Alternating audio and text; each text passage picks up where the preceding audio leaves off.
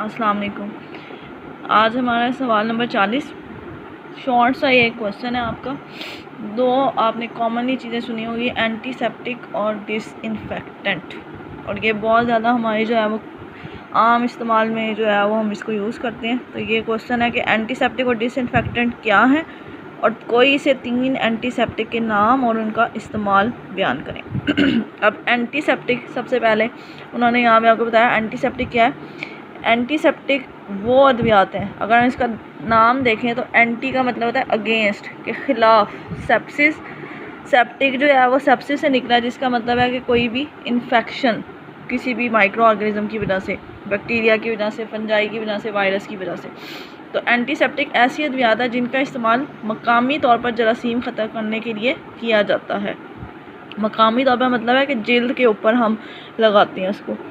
इन अद्वियात की बदौलत जरासीम हलाक भी होते हैं और उनकी नशोनुमा भी रुक जाती है, और इसकी वजह से ज़ख्मों में पीप नहीं पड़ती। अगर पीप पड़ जाए तो फिर उसमें जो है वो माइक्रो ऑर्गेनिज्म ग्रो होना शुरू हो जाते हैं, और अद्वियात के इस्तेमाल से ज़ख्म जल्द दुरुस्त हो जाता है। तो एंटीसेप्टिक ऐसी अद्वियात हैं जो किसी भी माइक्रो ऑर्गेनिज्म की नशोनुमा को, या जरासीम जो होते हैं उनकी नशोनुमा को रोकती है और उनको जो है वो स्टॉप कर देती है। उसके बाद हमारे पास अब एग्जांपल्स आ गई। फिनोल सबसे कॉमन ये यूज़ किया जाता है, और आगे पास जो डिटॉल हम इस्तेमाल करते हैं उसके अंदर भी फिनोल की एक फॉर्म है।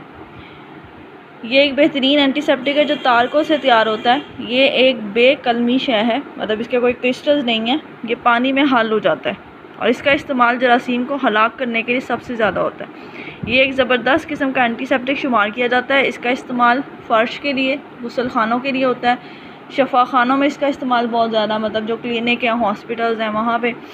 इसके अलावा ये दवा हैज़ा, टाइफाइड, पेचिश वगैरह के मरीज़ों के फुजलात के जरासीम हलाक करने के काम आता है। ये एक सस्ती दवा है और इसके मरकबात में 2 मरकबात बहुत ज़्यादा इस्तेमाल होते हैं, लिक्विफाइड फ़िनोल और फ़िनोल ग्लिसरीन। दूसरा इसमें आ जाता है क्लोरोज़ाइलिनॉल लोशन। ये डिटॉल, जो क्लोरोज़ाइलिनॉल है, ये डिटॉल की फॉर्म में हमारे पास कमर्शली जो है वो अवेलेबल है। ये भी बहुत ज़्यादा कॉमन इस्तेमाल किया जाता है। ये गैर जहरीला और गैर मुखरिश असरात रखने वाला मरकब है।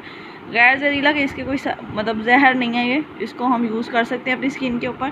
गैर मुखरिश के कोई भी इसके अंदर जो है वो सोजिश वगैरह नहीं होती।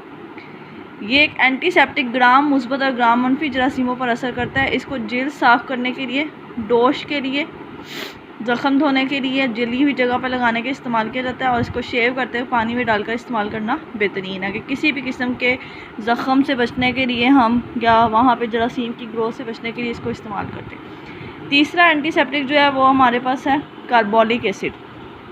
ये भी जरासीम को इस दवा है। ये कीमती और जहरीली दवा है, इसको एहतियात के साथ इस्तेमाल करने की ज़रूरत है। अब जो पहले तो हमने पढ़ी है वो जहरीली नहीं थी।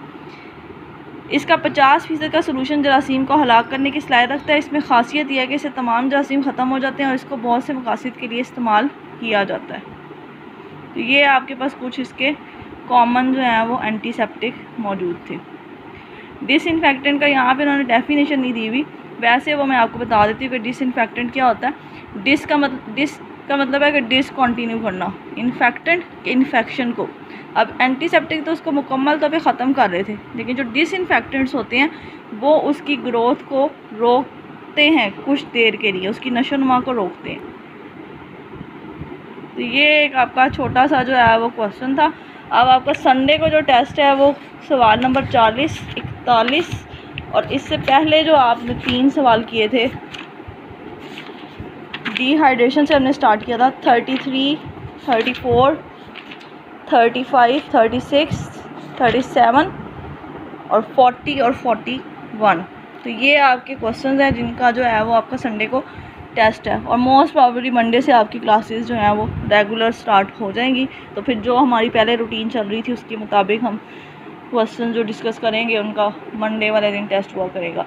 लेकिन इस दफ़ा आपका संडे को ही टेस्ट होना है, और संडे को सारे रेगुलर स्टूडेंट्स ने भी आना है और संडे सेशन वालों ने भी आना है।